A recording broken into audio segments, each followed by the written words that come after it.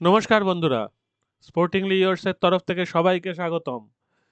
অনেক দিন পর ভিডিও করছি কারণ মাঝখানে আমার কাজের চাপ ছিল, একটু এদিক ওদিক যেতে হয়েছিল, সেজন্য আর রেগুলারিটি বজায় রাখতে পারিনি।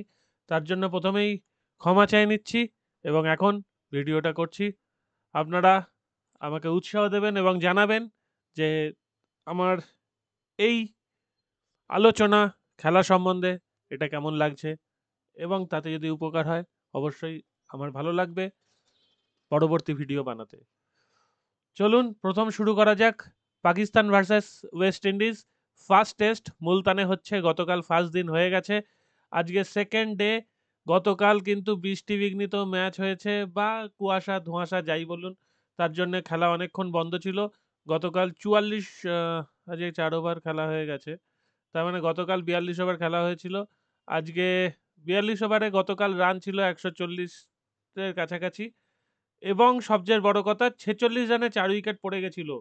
সেইখান থেকে কিন্তু পাকিস্তান ঘুরে দাঁড়িয়েছে। তখন যারা তখন যারা পাকিস্তানকে, মানে যারা ওয়েস্ট ইন্ডিজকে লে করেছে, তারা কিন্তু ভালো জায়গায় এখন পৌঁছে গেছে। এইখান থেকে পাকিস্তান টেস্ট জিতে যেতে পারে, কারণ ওয়েস্ট ইন্ডিজের ব্যাটিং আমরা জানি। ওয়েস্ট ইন্ডিজ যে কোনো সময় ধরাশায়ী হতে পারে এবং চান্সটা বেশি। একবার ওয়েস্ট ইন্ডিজের স্কোয়াডটা দেখে নিই। পাকিস্তানের এই দুজন ব্যাটসম্যান যা দাঁড়িয়ে গেছে, মোহাম্মদ রিজওয়ান আর সোয়াদ শকিল, এরপর সালমান আগা ভালো ব্যাটসম্যান, তারপর যদিও বোলারদের রমরমা, বোলাররাই শুধু থাকবে, তখন আর ব্যাটিং সেরকম কিছু চলবে না। তো আর এদিকে ওয়েস্ট ইন্ডিজের batting: Brathwaite, Louis, Keacy Carty, Kavem Hodge, Athanaze, Justin Greaves, Tevin Imlach, Motie, Sinclair, Warrican, Seales, Jayden Seales. ঠিক আছে, ওয়েস্ট ইন্ডিজের ব্যাটিং বিশাল ভালো কিছু না, কিন্তু পাকিস্তানের বোলিং পাকিস্তানের পিচ অনুযায়ী ভালো হবে এটাই এক্সপেক্টেড। কিন্তু পাকিস্তানের সাধারণত মুলতানের পিচ ফ্ল্যাট পিচ হয়ে আসছে, এটা আমরা দেখেছি। তো এখানে যদি পাকিস্তান ৩০০-৩৫০ রান করে, ৪০০ রান করে দিলে কিন্তু ওয়েস্ট ইন্ডিজের সামনে আবার ফলোয়ানের ভ্রুকুটি থাকবে। সেইটা ওয়েস্ট ইন্ডিজ কীভাবে কাটাতে পারে, সেটা একটা খুব বড় চ্যালেঞ্জ হয়ে দাঁড়াবে ওয়েস্ট ইন্ডিজের সামনে। এখনো পর্যন্ত সেলস ৩টে উইকেট আর মতি একটা উইকেট পেয়েছে, এবং দেখুন মতি বলের শুরু করেছিল, সেটা কিন্তু একটা অদ্ভুত ব্যাপার। হয়তো ওয়েদারের জন্যই এই ঘটনাটা ঘটিয়েছিল মতি, মানে বার্থওয়েট হয়তো এই ঘটনাটা দিয়েই শুরু করতে চেয়েছে পাকিস্তানকে চমক দেওয়ার জন্যে। এবং শুরুতেই দেখুন সান মাসুদের উইকেট ৮ ওভারে মতি তুলেও নিয়েছিল, সেকেন্ড উইকেট, ২০ রানে ২ উইকেট পাকিস্তান পড়ে গেছিল।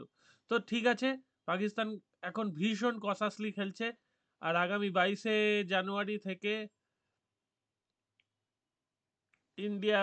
ইন্ডিয়া ইংল্যান্ডে শুরু হবে T20। আজকে ১৮ আর ৪ দিন পরে, তো সেটা নিয়েও আমরা আলোচনা করব। আজকে পাকিস্তান আর ওয়েস্ট ইন্ডিজের সেকেন্ড দিন। পাকিস্তান যদি সারাদিন ব্যাট করতে পারে তাহলে পাকিস্তানের পক্ষে মঙ্গল, যদি সারাদিন ব্যাট করতে না পারে তাহলে হয়তো ৩০০-র আশেপাশে রান করবে। আমি ধরছি পাকিস্তান ৩০০ থেকে ৩৫০-র মধ্যে, বা ৩৫০ প্লাস করার চেষ্টায় আছে। এবার দেখা যাক কতটা কি করতে পারে। আজকে বিবিএল এর দুখানা ইম্পর্টেন্ট ম্যাচ আছে। Melbourne Renegades versus Brisbane Heat. আমরা বিবিএল এর পরিস্থিতি একবার যাচাই করে নিই। Melbourne Renegades as usual last পজিশনে আছে, আর ব্রিসবেন হিট এখনো কিন্তু ওপর দিকে ওঠার সম্ভাবনা রয়ে গেছে ব্রিসবেন হিটের। কারণ যদি একটা দুটো ম্যাচ পরপর জিতে যায় তাহলে কিন্তু এটা চেঞ্জ হয়ে যাবে পরিস্থিতি।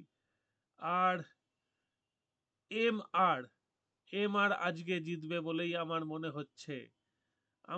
হচ্ছে যে মেলবোর্ন রেনিগেটস আজকে জিতবে। ৩৫ মিনিট পরে খেলা শুরু হবে, দেখা যাক সেটা কি হয় কি হয় না।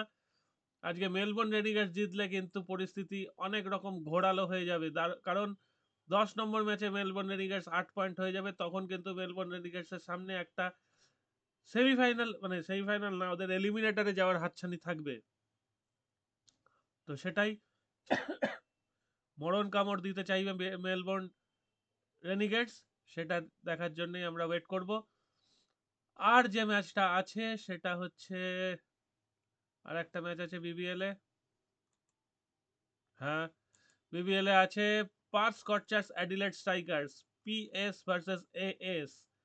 দেখুন, এএস আর পিএস দুজনেই তলায় আছে, যেই জিতুক সেই 8 পয়েন্টে যাবে, যদি না একমাত্র বৃষ্টিবিঘ্নিত ম্যাচে 7 পয়েন্ট হয়ে যায়।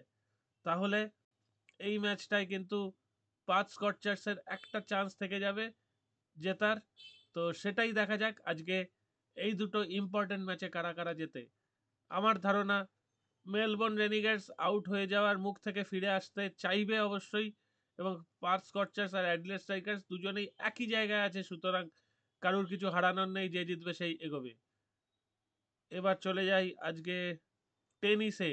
টেনিস মানে অস্ট্রেলিয়ান ওপেন চলছে, সেখানে রাউন্ড অফ 32 খেলা আজকে হবে।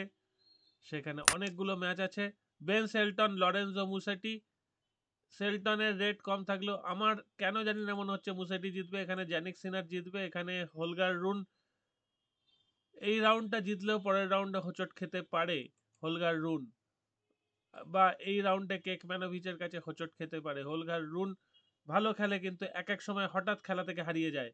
হোলগার রুনের খেলা আমি লাস্ট কয়েকদিন, মানে লাস্ট কয়েকটা ম্যাচ আমি দেখেছি, তাতে একটু এটাই লক্ষণীয়। আচ্ছা, এইখানে মেয়েদের আছে এস ভিটোলিনা আর জ্যাসমিন পাওলিনি। পাওলিনি একটু ভালো ছন্দে আছে, আর ম্যাডিসন কিজ অবশ্যই ভালো ছন্দে আছে।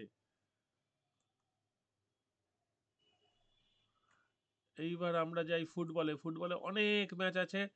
ইংল্যান্ড প্রিমিয়ার লিগ, দেখুন, United Newcastle United versus Bournemouth. Newcastle win or draw ধরে নিতে পারেন। লিভারপুল অনেকদিন পরে খেলা শুরু করছে, হারবে তো না আশা করছি। লম্বা ছুটি কাটিয়ে সবাই ফিরে আসছে। লিস্টার সিটির কেন এরকম অবস্থা সেটা বোঝা যাচ্ছে না।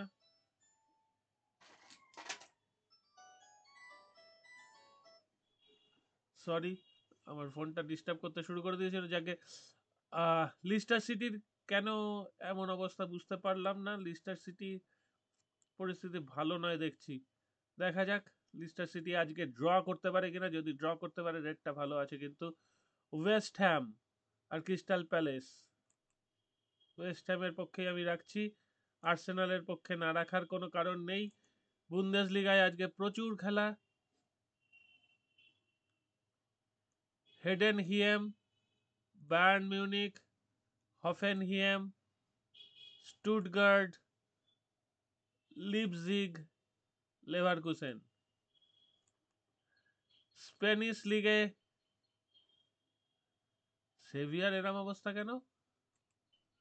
আমি সেভিয়াকে পার্সোনালি ধরে রাখছি। সেভিয়া হয়তো এই ম্যাচটা ড্র করে দিতে পারে, আমার মনে হচ্ছে। দেখা যাক সেটা। এটা আপনারা ধরবেন না, সেভিয়ার ম্যাচটা বাদ দিয়ে দেবেন, ঠিক আছে। অ্যাটলেটিকো মাদ্রিদ ধরবেন, রিয়েল বেটিস ধরতে পারেন, আর বার্সেলোনা আশা করি আপনারা ধরবেন, ছাড়বেন না। সেরিয়েতে আছে মনজা। সেরিয়ে কিন্তু অনেকগুলো ম্যাচ থাকার কথা। এই যে সেরিয়েতে অনেকগুলো ম্যাচই আছে। সেরিয়েতে মনজা আর বলগনা। বলগনা আছে। জুভেন্তাস আর মিলানে জুভেন্তাস আছে।